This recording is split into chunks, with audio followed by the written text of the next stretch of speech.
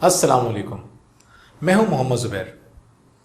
हमारी ज़िंदगी में कुछ वाक़यात चंद लम्हों के लिए रूनुमा होते हैं, मगर उनके असरात पूरी ज़िंदगी पर मुसल्लत हो जाते हैं। एक ट्रेनिंग प्रोग्राम के अख्ताम पर एक साहब मेरे पास आए जिनकी उम्र 50 साल से ज़ायद थी, लेकिन तकरीबन 45 साल पहले यानी उनके बचपन में एक वाक़या उनके साथ इस तरह से रूनुमा हुआ जिसके कर्ब से वो आज तक नहीं निकल पाए थे। मुझे वो बताने लगे कि जब वो छोटे से थे तो उन्हें अपने ड्राइंग के टीचर से बहुत मोहब्बत थी। बहुत शफीक उस्ताद थे, बड़ी मोहब्बत से पढ़ाया करते थे, ये भी बहुत दिलचस्पी लिया करते थे। ये बताते हैं कि एक दिन सर क्लास में आए, बहुत गुस्से में थे। उन्होंने आके कहा कि तमाम बच्चे अपनी ड्राइंग बुक निकालें और सामने रखते हैं, और जो लेकर नहीं आए हैं वो बाहर ब्लैक बोर्ड के पास आके खड़े हो जाएं। इत्तेफाक से एक रात पहले मैं ड्राइंग ही कर रहा था और ड्राइंग करते करते सो गया था। सुबह जल्दी मैं बुक रखना भूल गया, तो मैंने सोचा कि सर तो जानते ही हैं कि मैं तो हमेशा ही अपना काम करता हूँ। उस ज़माने में लोग ड्राइंग में ज़्यादा दिलचस्पी नहीं लिया करते थे, आर्ट वगैरह में कोई ख़ास दिलचस्पी नहीं थी, एक गैर ज़रूरी सा सब्जेक्ट था ये। तो लेकिन मैं बड़ी दिलचस्पी लिया करता था, तो मैंने सोचा कि सर मुझे कुछ नहीं कहेंगे। सर ने सबको लाइन से खड़ा किया और कहा कि जो लोग बुक लेकर नहीं आए हैं सबके हाथ पर दो दो डंडे पड़ेंगे। एक एक स्टूडेंट जाता रहा, एक एक हाथ पर एक एक डंडा पड़ता रहा, एक के बाद दूसरा, तीसरा, चौथा, मेरी बारी आई। मैंने कहा सर आपको तो पता ही है, मैं तो रोज़ाना काम मुकम्मल करके रखता हूँ, रोज़ाना बुक लेकर आता हूँ, आज बस मैं लाना भूल गया क्योंकि मैं रात में आपके ही तो काम कर रहा था। सर मुझसे कहने लगे कि हाथ लाओ, ज़्यादा फालतू बात करने की ज़रूरत नहीं है। मैं हैरान हो गया, उनकी शक्ल देखने लगा। मैंने उनके आगे हाथ बढ़ा दिया, उन्होंने पूरी कुव्वत से मेरे हाथ पे डंडा मारा। वो डंडा मेरे हाथ पे नहीं, मेरे दिल पर लगा। आंसू बाहर नहीं, अंदर गिरना शुरू हो गए। मैंने सोचा कि मैं इतनी इज्जत करता हूँ इनकी, कोई और इनकी बुक लेकर नहीं आता, मैं रोज़ाना लेकर आता हूँ। कोई और इनका काम नहीं करता, मैं रोज़ाना करता हूँ, तो इन्होंने मुझे क्यों मारा? इतना तो उनको एहसास होना चाहिए था। खैर, सर ने कहा अगर कल बुक लेकर नहीं आए तो दोनों हाथों पर दो दो डंडे पड़ेंगे। दूसरे दिन मैं क्लास में पहुंचा, सर ने कहा बुक लाए हो? मैं कहा नहीं। अब 4 डंडे मारिए। उन्होंने मेरे दोनों हाथों पर दो दो डंडे मारे। मैं सुकून से अपनी जगह जाकर बैठ गया। मैं नहीं रोया, मुझे कोई अफसोस नहीं हुआ, बल्कि मुझे खुशी महसूस हो रही थी।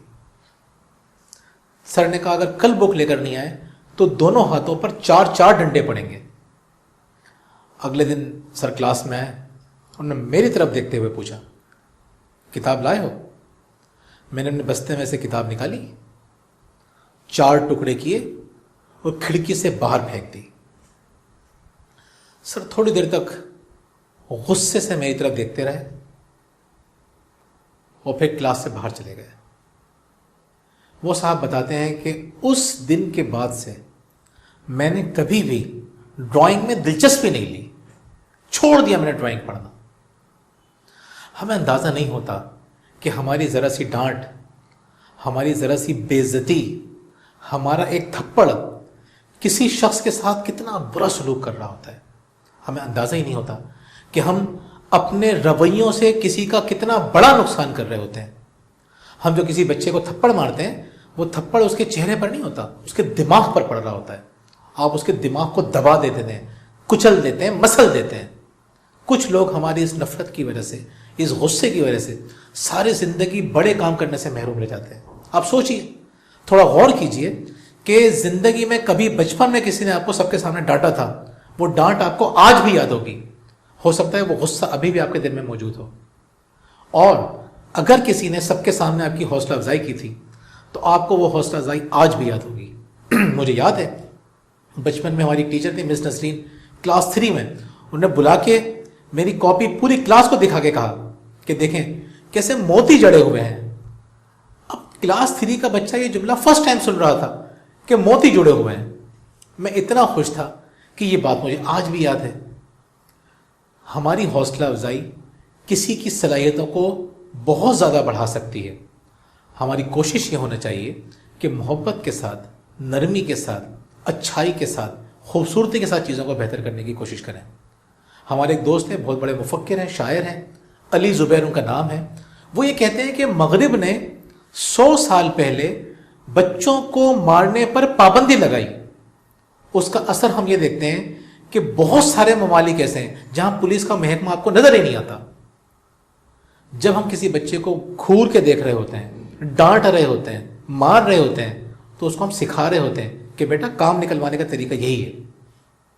अगर तुम्हारी बात ना मानी जाए तो आंखें दिखाओ, आंखें दिखाने से काम ना चले तो चीखो, और चीखने से काम ना चले तो हाथ उठाओ।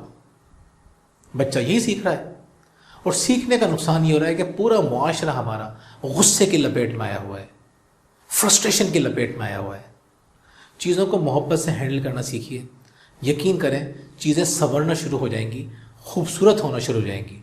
और ये रवैया दो तरफा होगा, यानी ऐसा नहीं है कि बाहर के लोगों को तो आप मोहब्बत से हैंडल कर रहे हो, अपने मामले में सख्ती बरतें, ऐसा ना करें। आपसे गलतियां हो रही हैं, अल्लाह ताला से माफ़ी मांगे। अल्लाह ताला ने कितना खूबसूरत सिलसिला रखा है। अल्लाह ताला ये नहीं चाहता कि आप एहसास से गुनाह लेकर घूमते रहें। अल्लाह ताला चाहता है एक दफ़ा माफ़ी मांगो और इस यकीन से मांगो कि अल्लाह ताला ने माफ़ कर दिया है। फिर गुनाह का ख्याल भी जहन में नहीं होना चाहिए। अपने आप को जब आप माफ़ करना सीखेंगे, दूसरे लोगों को माफ़ करना सीखेंगे, उसी तरह अपने आप को माफ़ करना सीखेंगे, तो आपकी ज़िंदगी भी खूबसूरत होना शुरू हो जाएगी।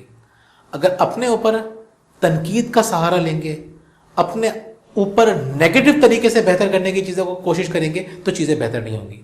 दूसरों के साथ और अपने साथ नरमी का मामला रखिए, मोहब्बत का मामला रखिए, चीज़ें खुद ब खुद बेहतर होना शुरू हो जाएंगी। बहुत बहुत शुक्रिया।